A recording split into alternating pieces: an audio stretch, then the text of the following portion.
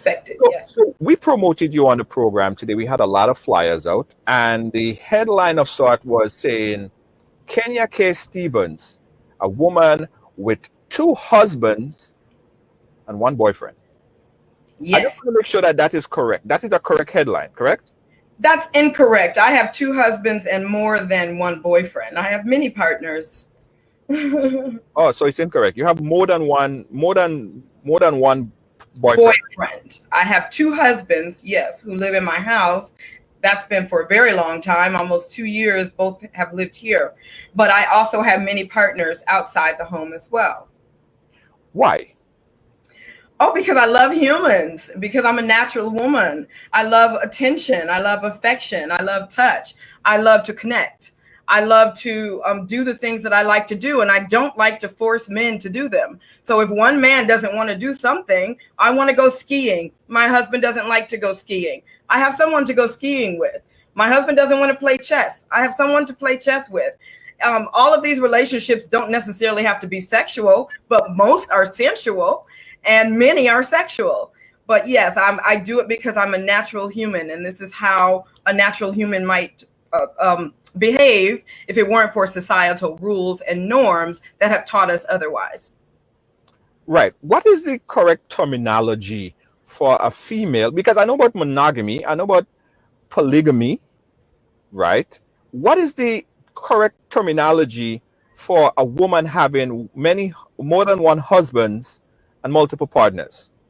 A woman who has more than one husband, where the husbands are not allowed to go with other women, that's called polyandry. I'm not polyandrous, I'm polyamorous. So my husbands have other partners, I have other partners, my boyfriends have other partners, nobody owns the other. Right. Okay. So what about the possessive factor? I mean, as a child, you know that this is your shoe.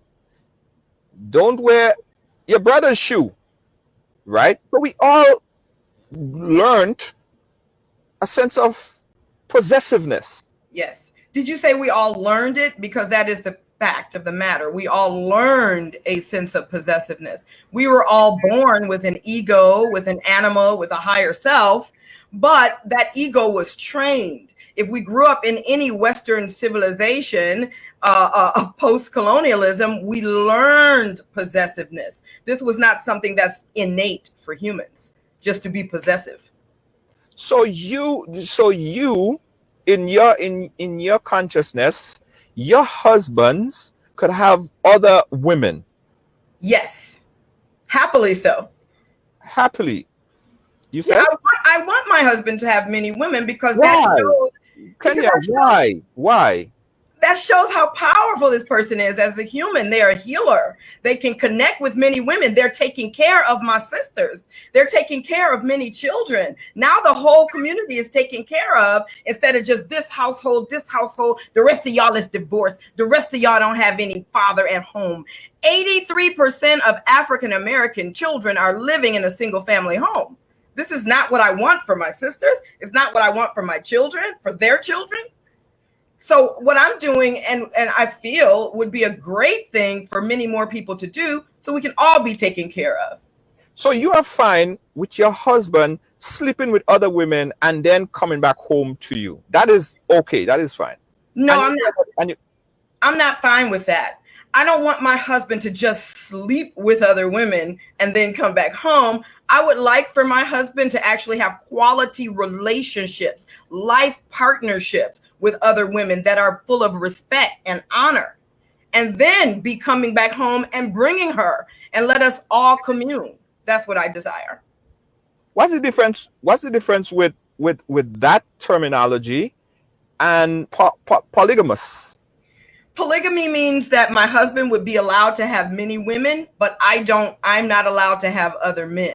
So that is a whole different terminology. It's a whole different set of understandings. For him to be able to have so many women and I don't have any other men, I'm just with him. That's polygyny. Hmm. You said something earlier there, right? And it I don't know if it contradicts the understanding of possessiveness. You said my husband. And when you said my, that's possessive.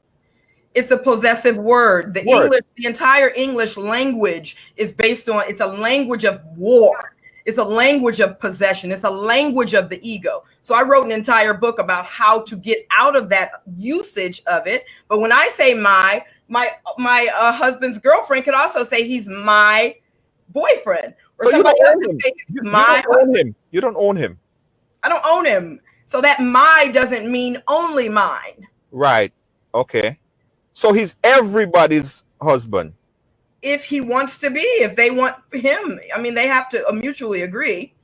Right. And when I say ownership, I mean, no, I want to think like someone owns someone. Sure. In that natural sense is not ownership, because, you know, everybody's their own individual. So I had to put that disclaimer there.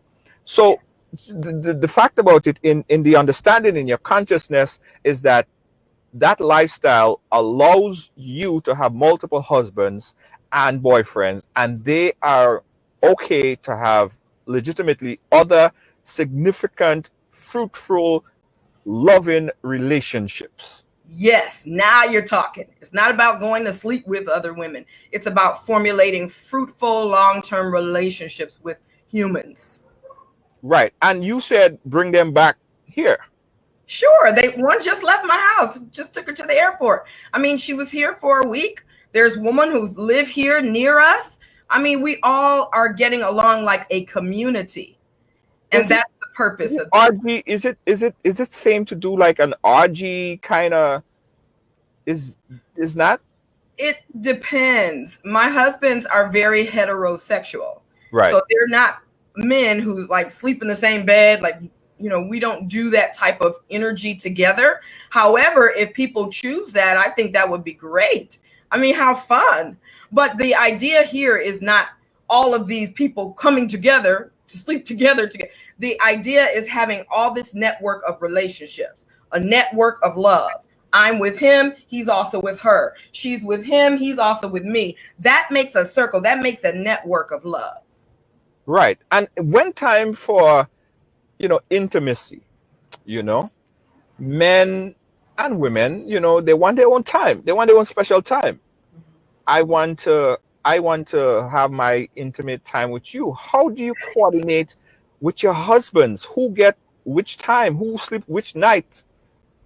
Well, I feel like we're very much adults. Like my husband and my first husband and I have been married for 24 years. So it's not like we're aching to sleep in the same bed. We slept in the same bed for 24 years. So when my new husband comes, I get to enjoy a different energy. And my husband has enough partners to where he's not saying, sleep with me tonight, please. He has enough partners to where it's not, we have abundance. Our community is based on abundance. So nobody is lagging or feeling bad or feeling left out or feeling like they don't get enough. That only happens in monogamy. Mm-hmm. No entanglement. No entanglement. No entanglement. A network of love. A network of love. Yes. So when you would get into that consciousness, right?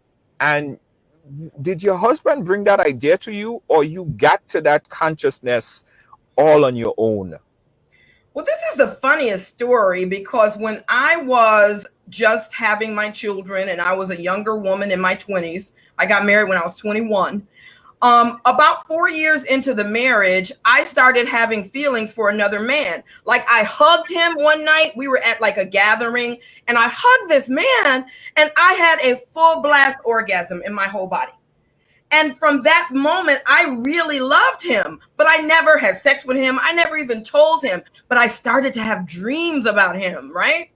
The next thing you know, my husband also has these feelings for other women, and we're talking about it. We're talking about it. He go to work, he say, I love somebody at work. I felt a feeling. We talk about it.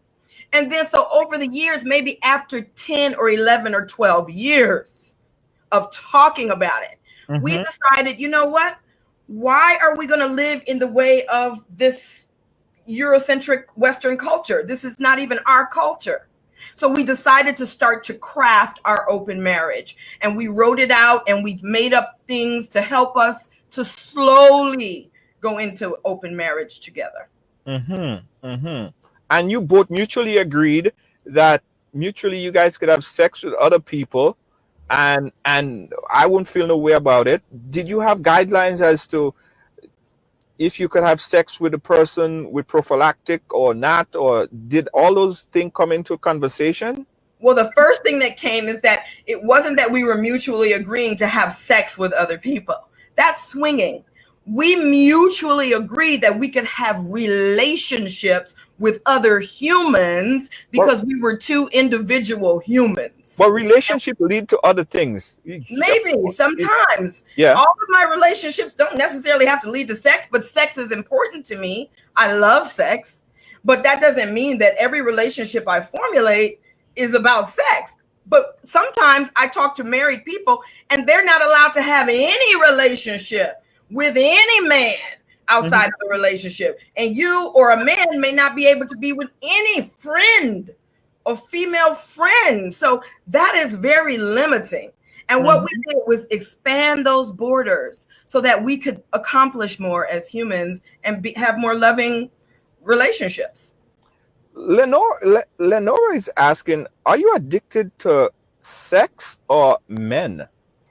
I don't feel like I'm addicted to sex or men. I'm more addicted to tobacco. But the idea here is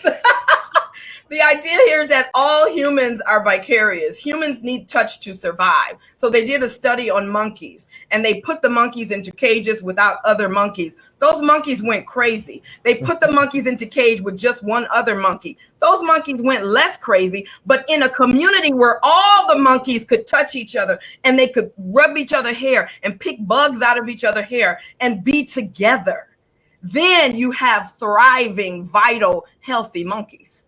And so what I'm saying is that humans need that. That's why pornography is the #1 industry in the world. I guess whoever asked me that, she doesn't watch pornography, but I bet she does. Because humans are vicarious and sexual and sensual by nature. It's not an addiction. It's a natural process, a natural thing of who we are.